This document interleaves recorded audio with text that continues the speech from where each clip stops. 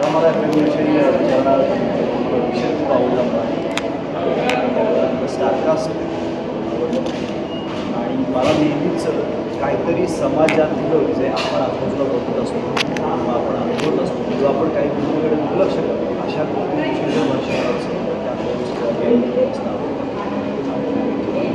मला सांगितलं तेव्हा तुम्हाला धक्काही बसला की असंही असतं की शिक्षकांनी काही द्यायच्या असतात सरकारकडे काय असेल हे तुम्हाला तुम्हाला कळतच पण तुम्हाला काहीतरी सबमिट करावं लागतं जसं की पेपर असतं आणि या सगळ्याच्या पार्श्वभूमीवर ज्या मुलांबद्दल ही फिल्म आहे ज्या समाजाबद्दल ज्या समाजाच्या एका घटकाबद्दल ही फिल्म आहे त्यांचं आयुष्य निवडून कसं असतं त्यांनी कुठल्या परिस्थितीतून जात असतात हे सगळ्या गोष्टी मला मांडता येण्याबद्दल संतोष सर माझे आमच्या पाठीशी होते आणि त्यांची पहिलीच फिल्म होती आणि त्यांनी जे काही स्वप्न पाहिलं होतं मला ते स्वप्न आज सध्या मला कल्पना आहे की थोडा उशीर झाला काही वर्ष होती पण तरीसुद्धा एखादं चांगलं काम आहे चांगली कलाकृती कधी ना कधी आज ना उद्या समोर येते हीच मला असं वाटतं की कलाकाराची आणि हे राईट गोष्ट आहे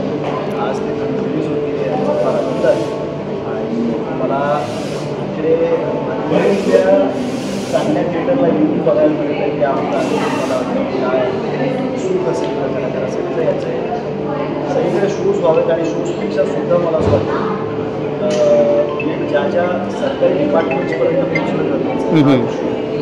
पोचणं गरजेचं आहे आणि त्यांचं पाठबळ त्यांचा पाठिंबा त्यांचा आशीर्वाद त्यांच्या पाठीशी असावा.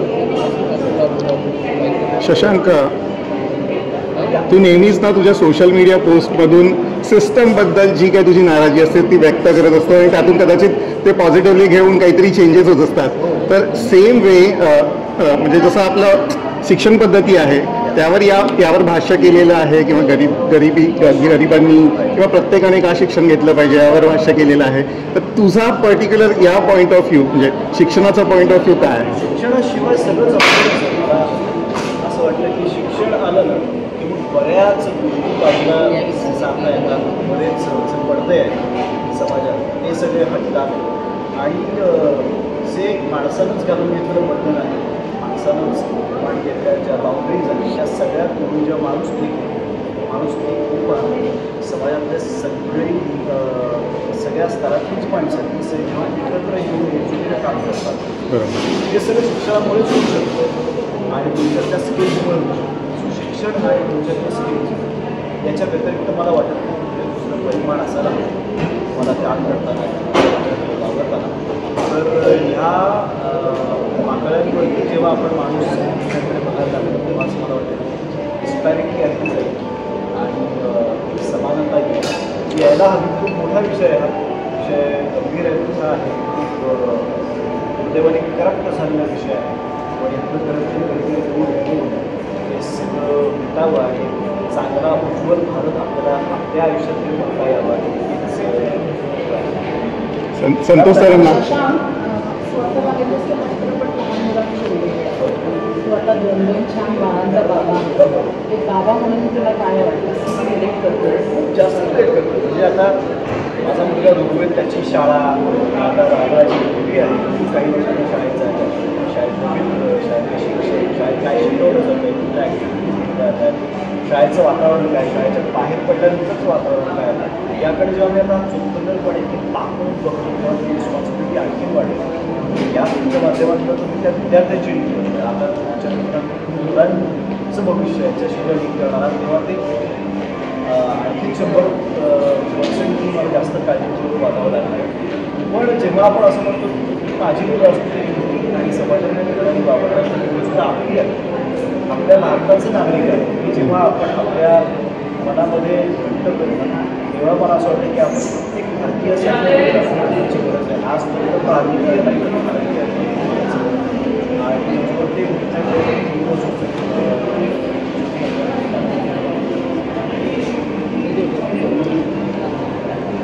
संतोष सर, शिक्षण हा खूप नाजूक विषय आहे आणि तोच या चित्रपटात हाताळावा असं तुम्हाला काय वाटतं?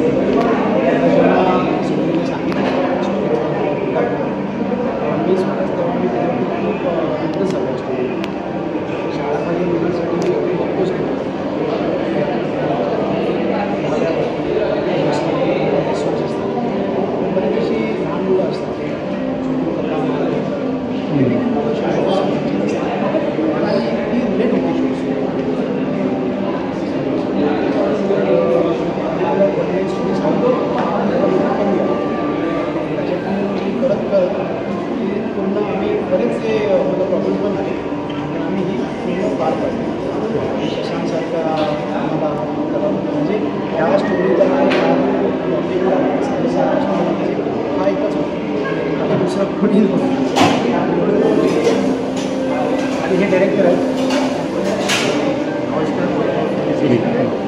या गोष्टीबद्दल सांगायचं असेल तर सगळ्यात ज्यावेळी गोष्ट वर्क केली तर या स्टोरीला मला महाराष्ट्र शासनाचं ॲक्च्युली गोष्टीसाठी कथेसाठी बेस्ट रायटरचं पारितोषिक मिळालं होतं.